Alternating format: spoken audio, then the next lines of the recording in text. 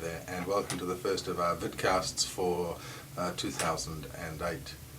What follows is a brief excerpt out of an interview we shot with Jeremy Rees, the multimedia editor at New Zealand Herald.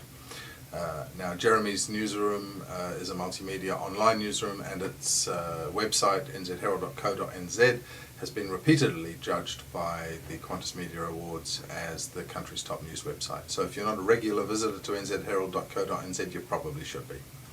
To start off, we asked Jeremy just what's the single biggest difference between what is required of a young newsroom reporter and a young online reporter. Speed. You are going to have to work very, very fast and try and get news up as quickly as you possibly can. Whereas, of course, in a newspaper, you've got a lot more time to sift things. You've got the whole day to try and work through. And so your story is going to be evolving constantly during the day online. There's going to be no single story that's finished. It often feels like it's an evolving piece of writing or video or audio as you go. So I think it's the speed and the constant change of what you're trying to get out during the day. And the technology that drives the new media world, does that allow young journalists to produce copy faster or in some way better than a traditional newsroom? It can do both, to be honest. Sometimes technology can also slow you down. I think actually sometimes a lot of students always assume that it's going to be much, much faster. But there is one wonderful glory sometimes of just having a pen and a bit of paper. They work well in the rain. They do, absolutely. So yes and no, to be honest. Yeah. What particular skills do young journalists coming into the nzherald.co.nz newsroom need that you and I didn't when we started? What do they need now?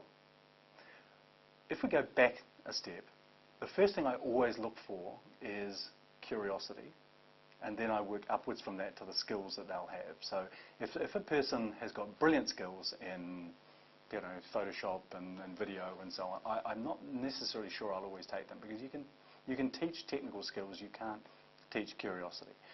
Having said that, what I'd like to see much more in journalists is rather than the technical skill, the one of debate, interactivity that people are seeing on blogs, the ability to have your own opinion and yet still react well to people who are reacting to your story.